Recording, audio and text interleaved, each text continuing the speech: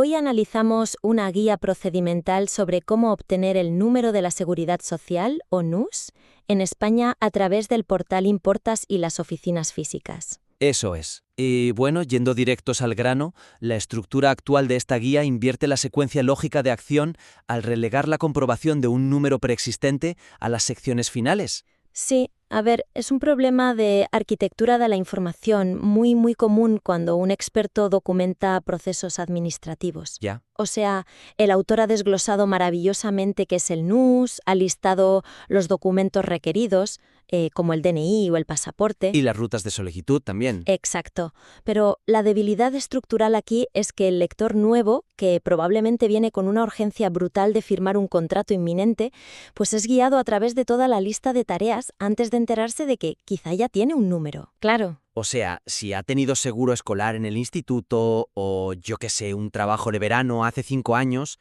todo este esfuerzo que le estamos pidiendo es completamente innecesario. Es que es como obligar a alguien a hacer la fila de aduanas del aeropuerto durante 2 horas, ¿sabes? Sacando los líquidos, los portátiles. Descalzándose. Sí, descalzándose, todo el jaleo. Solo para decirle en el mostrador final que, bueno, que estaba en un vuelo nacional y que podía haber pasado directo. Totalmente. O sea, has gastado su energía y su tiempo en un protocolo súper rígido que simplemente no le aplicaba. Rompes la cronología natural de lo que debería ser un trámite ágil. Y esa fricción inicial penaliza muchísimo la utilidad del texto. Mi sugerencia aquí es reorganizar las instrucciones creando una narrativa, digamos, estrictamente cronológica para los nuevos solicitantes. Vale. Estableciendo la comprobación de un número existente como el paso cero obligatorio. Y esto tiene que estar antes de que el usuario empiece a recopilar cualquier tipo de documentación. Interceptar al lector. Eso es. Tenemos que interceptarlo antes de que abra siquiera un cajón para buscar un papel. Pero a ver, pongámonos en el lugar del autor un momento. Si la inmensa mayoría de la gente que acude a esta guía son ciudadanos extranjeros recién llegados o jóvenes que genuinamente buscan su primera inserción en el mercado laboral formal, Sí. ¿no es lógico asumir que la base de partida es cero? O sea, el autor parece estar apuntando al caso de uso más amplio posible. Pues precisamente por ese perfil de la audiencia, interceptarlos es vital. ¿Tú crees? Sí, porque, a ver, el sistema español es muy propenso a generar números de afiliación en segundo plano que el ciudadano, pues, desconoce por completo. Ah, claro, el seguro escolar. Exacto. El seguro escolar, por ejemplo, asocia un NUS a los estudiantes desde tercero de la ESO de forma casi automática. Ya, es verdad. Entonces, la manera de operativizar esto en el texto es coger ese párrafo que ahora mismo está perdido al final del documento Sí. y moverlo justo a la introducción, inmediatamente después de definir qué es el número de la Seguridad Social. O sea, sacarlo del apéndice y convertirlo básicamente en el guardián de la puerta. Exactamente.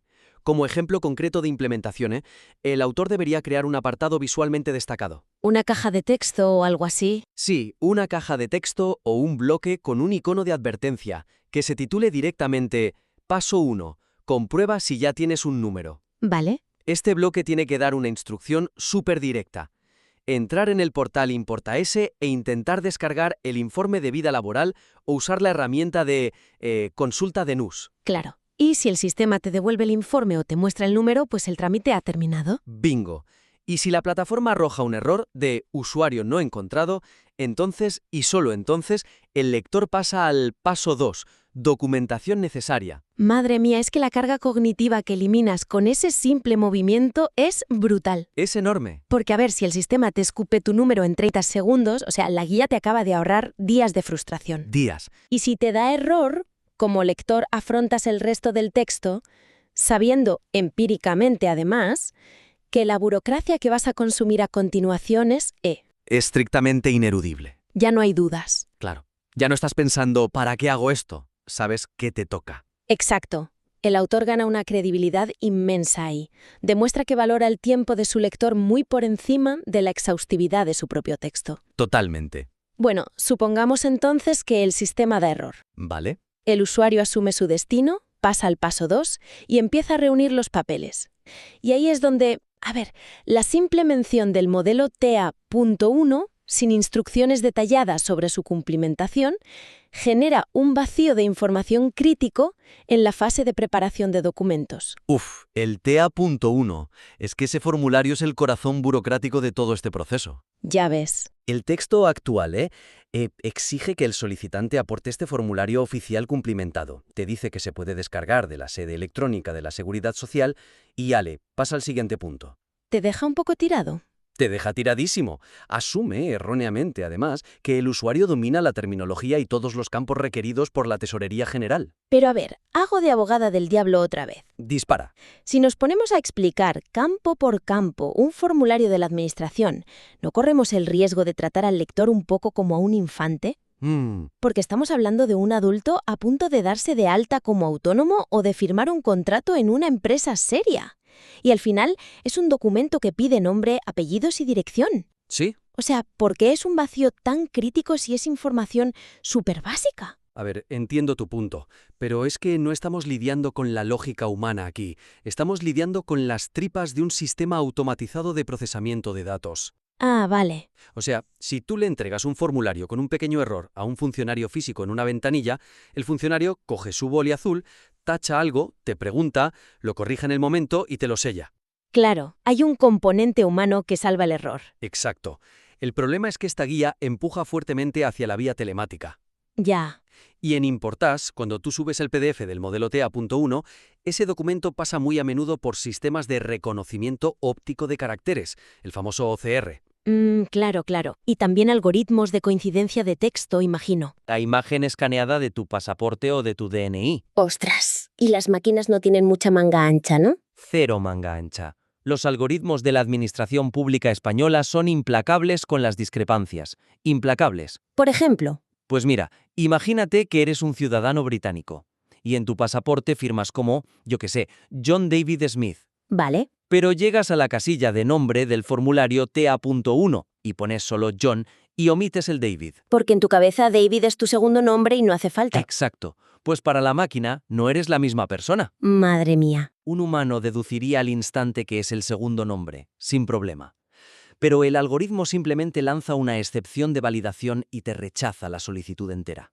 O en el mejor de los casos, la manda a una cola de revisión manual que va a tardar semanas. Es exactamente la misma mecánica que introducir una contraseña en una web. Tal cual. Si te equivocas en un maldito espacio en blanco o ignoras una mayúscula, el sistema no te dice, oye, estuviste a punto de acertar, anda, pasa. No. Te bloquea de forma binaria. Exacto. Y claro, al no explicar esto, la guía está dejando al lector completamente expuesto a un fracaso técnico que él, lógicamente, va a interpretar como un rechazo administrativo. O sea, pensará que no tiene derecho al número cuando en realidad es un fallo de tecleo. Eso es, para un ciudadano extranjero que se enfrenta a esta nomenclatura tan nuestra de primer apellido, segundo apellido, que en su país igual ni existe. Ya, es un lío. O para alguien súper joven rellenando un PDF de la administración por primera vez. Es que este es el punto exacto donde se quedan tirados.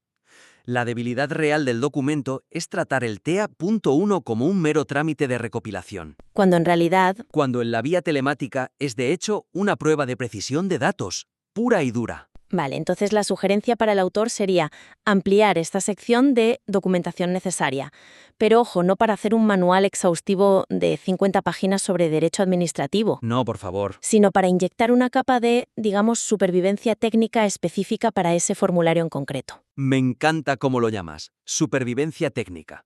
Como ejemplo accionable, el autor debe insertar una lista de viñetas muy focalizada justo ahí. Vale, Primero, especificar qué secciones del TA1 deben coincidir milimétricamente con los datos de contacto y domicilio actual. por ejemplo, el móvil. Fundamental. Si el texto menciona que te notificarán por SMS, que lo hace, hay que indicarle al lector en negrita si hace falta que la casilla del teléfono móvil en el TA.1 no es opcional, es crítica para la resolución. Y abordar de frente la fricción esta de los nombres, ¿no? Sí, hay que aclarar expresamente que los datos introducidos en el formulario deben ser una réplica exacta del documento identificativo que se va a subir como archivo adjunto. Ya. El autor ya menciona en su texto original que pueden existir demoras en la resolución. Sí, lo deja caer. Pues lo que debe añadir ahora es la explicación causal. advertir que la causa principal de esas demoras es precisamente una discrepancia entre lo que dice el DNI o el pasaporte y lo que el usuario ha tecleado en el formulario. A ver, me fascina cómo esta pequeña adición transforma el documento por completo. Verdad. Pasa de ser un simple inventario de papeles a ser un manual que empodera al ciudadano frente a la máquina. Totalmente. Le estás enseñando las reglas ocultas del motor de validación. Exacto. Vale, pues avancemos. Ahora, una vez que el usuario tiene el paso 0 superado y su TAP 1 rellenado con precisión quirúrgica, llega el momento de la verdad. Enviar la solicitud. Enviar la solicitud a la plataforma, sí. Y aquí es donde la arquitectura de la guía choca contra un muro importante. Porque, a ver, la categorización actual de las vías de solicitud oculta la drástica diferencia de tiempos de resolución que experimentará el usuario dependiendo de si posee o no identificación electrónica previa. Es que este es el punto más crítico de toda la guía. El autor ha estructurado esta sección final dividiendo el mundo en dos grandes bloques. Por un lado, te pone la solicitud online vía telemática Sí, y por otro lado, la solicitud presencial en oficinas físicas. vale. El problema es que dentro de ese gigantesco bloque online, mete en el mismo saco hacerlo mediante un certificado digital o el sistema CLIAT-B Sí. y hacerlo mediante este sistema más nuevo de subir un selfie sosteniendo el DNI que se hace sin identificación previa. Lo junta todo. Pero fíjate que la dicotomía entre trámite online y trámite presencial es literalmente la taxonomía oficial de la propia Seguridad Social. Lo sé, lo sé. O sea, si tú entras en la web del ministerio ahora mismo, así es como te presentan los menús. El autor simplemente está reflejando la interfaz del gobierno para que el usuario no se pierda al navegar. Ya. Entonces, ¿por qué consideramos que es una debilidad estructurar la guía reflejando la realidad de la plataforma oficial? Pues porque reflejar la estructura de los menús del gobierno tiene sentido desde el punto de vista de los servidores públicos y de los informáticos que diseñan la web. ¿Vale? Pero es un desastre absoluto desde la perspectiva de la gestión de crisis del ciudadano. Ah, entiendo. La debilidad real aquí es que esta categorización crea una equivalencia engañosa en la mente del lector. Al agrupar el certificado digital y el selfie bajo la misma etiqueta de métodos online, El usuario asume que tardan lo mismo. exacto, asume que ambos ofrecen una experiencia digital similar en términos de velocidad de resolución. Y tecnológicamente, son universos opuestos. Claro, hablemos de los mecanismos detrás de esa diferencia, porque me parece que ahí está la clave de todo. Un certificado digital, en el fondo, es una firma criptográfica. Correcto. Cuando tú entras en Importas con un certificado digital o con la clave permanente, estás realizando una autenticación criptográfica directa contra la base de datos de la policía y de la seguridad social. Ya. Es un proceso determinista. O sea, ¿no hay un humano revisando si eres tú? Pero humanos. El sistema confía ciegamente en esa firma digital, ejecuta el alta en la base de datos de forma automática y genera el PDF con el número de la seguridad social de manera instantánea. Haces clic y ¡boom! En 2 segundos tienes el documento que necesitas para firmar tu contrato de trabajo. Vale, eso está claro. Mientras que el famoso método del selfie, que creo que Importas lo llama solicitud sin identificación digital o algo así, Sí, así lo llaman. pues eso es básicamente un sistema de ingesta de archivos, no te está autenticando en tiempo real. Es subir fotos a una bandeja de entrada glorificada. Así de claro. Madre mía. Cuando un usuario elige el método del selfie, pues se hace una foto sosteniendo su DNI junto a la cara, sube el PDF del modelo TA.1 y ya está. Ese paquete de datos no desencadena absolutamente ningún proceso automático. O sea, se queda ahí esperando. Entra en una cola de procesamiento en la nube y eventualmente un funcionario humano de carne y hueso de la Tesorería General tiene que abrir el caso manualmente. Claro, tiene que mirar la foto. Tiene que mirar la foto, juzgar a ojo si la persona de la foto es la misma que la del DNI impreso, abrir el TA.1 y ponerse a teclear los datos en el sistema. Uf. Y claro, debido a los cuellos de botella obvios en la administración pública, eso no tarda 2 segundos. Tarda muchísimo más. Tarda días, a veces más de una semana. Fíjate en el impacto de esto. Si yo soy un joven que acaba de conseguir un trabajo un jueves por la tarde, ¿Sí? y la empresa me llama y me dice, oye, necesito tu NUS mañana viernes a primera hora para darte de alta, si no, lo siento, pero pasamos al siguiente candidato de la lista. Un clásico, pasa todos los días. Leo esta guía y digo, perfecto, lo hago online con el método del selfie desde el móvil esta misma noche. Claro. Y me voy a dormir tan tranquila. Llega el viernes por la mañana, no tengo el número por ningún lado, pierdo la oferta de trabajo y la culpa, desde mi punto de vista, es de la guía. Totalmente. Porque me vendió el selfie como una solución online inmediata al agruparlo con los trámites rápidos. Has tocado exactamente el corazón del problema. El daño potencial para la vida laboral del lector es muy real. Es que te juegas el puesto. Te lo juegas.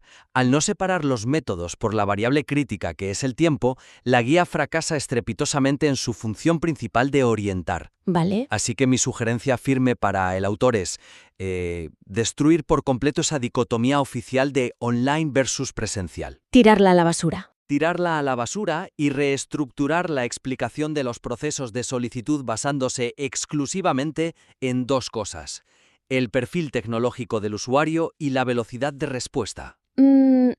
O sea, sustituir la categorización basada en la infraestructura del Estado por una categorización basada en la urgencia del ciudadano. Esa es la frase. ¿Y cómo?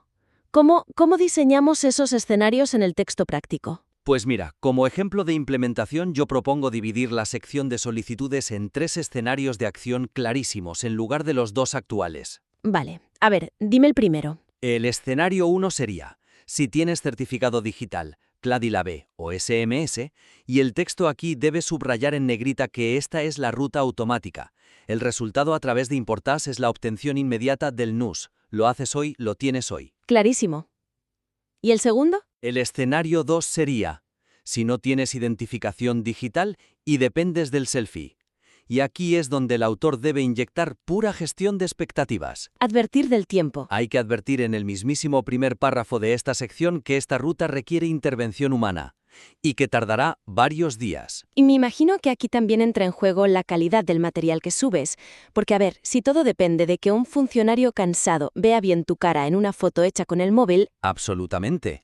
El autor debería añadir una serie de consejos mecánicos en este segundo escenario. Del tipo, busca buena luz. Eso es, asegurar luz natural al hacerse el selfie, evitar a toda costa los reflejos del flash en el plástico del DNI y asegurarse haciendo zoom de que los números del pasaporte sean perfectamente legibles en la foto. Claro, porque si no se lee. Si el funcionario no puede leer el documento por culpa de un reflejo tonto, rechazará el caso al cabo de 4 días y el usuario tendrá que volver a la casilla de salida, habiendo perdido casi una semana. ¡Qué horror! Y eso nos deja con la vía física de toda la vida. ¿Sí? En una era de portales web y apps, ¿cómo integramos la oficina tradicional en esta nueva estructura orientada a la urgencia? Pues ese sería el escenario 3, la alternativa presencial en oficina. Pero ojo, no debe presentarse simplemente como el equivalente analógico de la web, como una opción más, Sino como el último recurso. como la red de seguridad del sistema. Es la vía obligatoria para aquellos extranjeros cuyos pasaportes, por ejemplo, no son reconocidos por el sistema de OCR del trámite sin certificado. Ah, vale. O para quienes sufren algún tipo de bloqueo informático que no puedan resolver. Pero con cita previa. Exacto. Y ahí está el truco. El autor debe enmarcar este tercer escenario con una gran señal de advertencia. Requiere pedir una cita previa en la Seguridad Social, lo cual introduce una barrera de tiempo completamente impredecible. Es que conseguir cita ahora mismo es una lotería.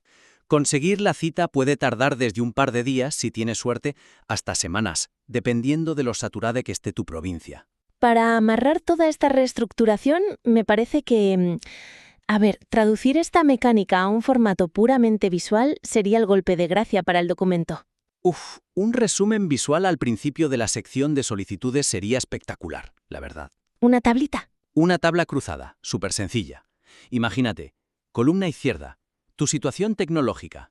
Y ahí pones, tengo certificado digital, tengo que subir un selfie, necesito ir en persona. Vale. Y en la columna derecha, tiempo de respuesta esperado, que pondría inmediato, varios días, semanas dependiendo de la cita. Es que esa tabla por sí sola le da al lector el control estratégico total de su burocracia. Le devuelve el poder. Total. Si un usuario sin firma digital lee esa tabla y ve que el selfie le va a tardar 4 días seguro, pero él sabe que obtener un certificado digital en la Casa de la Moneda le puede tomar solo una mañana. Podría tomar una decisión táctica. Claro, podría decidir invertir ese tiempo en sacar el certificado primero para luego ir a Importás y obtener su NUS al instante. Exactamente. Al explicarle las reglas ocultas del juego y los tiempos de latencia reales, le has dado el poder de elegir la ruta que mejor protege su inserción laboral. Me encanta. Esa es la diferencia entre transcribir el BOE sin más y hacer diseño de servicios pensado para el ciudadano. A ver, es que el material original tiene toda la información correcta, ¿eh? No le falta un solo dato legal. No, exhaustivo es un rato. Pero al reorganizarlo con esta óptica de urgencia, eleva la guía de ser un mero repositorio de instrucciones, que hay 1000 en Internet, a convertirse en una auténtica consultoría táctica de supervivencia administrativa. Bueno, pues haciendo un repaso rápido a lo que hemos desgranado en la revisión de hoy, el objetivo central ha sido afilar la utilidad operativa del documento. Eso es. Y comenzamos proponiendo la creación de un paso cero irrenunciable al inicio de la vía, empujando al lector a verificar primero si ya posee un número de la Seguridad Social a través de su informe de vida laboral en Importaras. Para evitar básicamente que se lance a un proceso de recopilación documental que igual es totalmente innecesario. Exacto. Después profundizamos un poco en la mecánica de los sistemas de validación óptica y algorítmica de la tesorería. El temido OCR. Sí, recomendando instrucciones explícitas para el modelo TA.1. Y explicamos por qué es vital advertir al lector de que cualquier discrepancia entre los campos de ese PDF y su documento de identidad va a resultar en un rechazo silencioso del sistema. ¿Qué es lo peor? Que no te enteras de por qué falló. Ya te digo.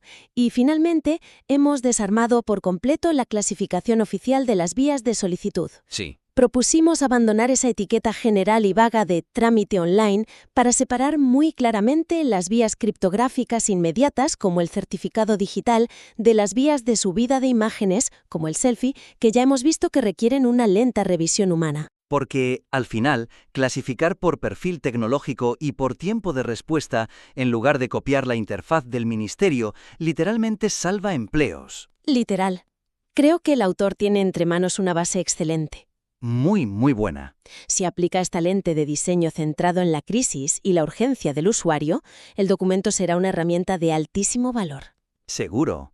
Así que invitamos al autor a jugar con estos escenarios, a inyectar estas advertencias sobre la mecánica real de los portales gubernamentales y, por supuesto, a que nos vuelva a enviar el material a esta mesa para que analicemos juntos cómo respira la nueva estructura narrativa. Estaremos encantados de leerlo. Nos entusiasma ver la evolución de textos que tienen un impacto tan directo en el día a día de las personas.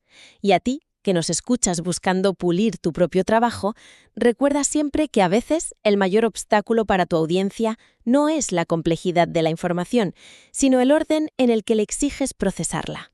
Totalmente de acuerdo. Hasta la próxima revisión.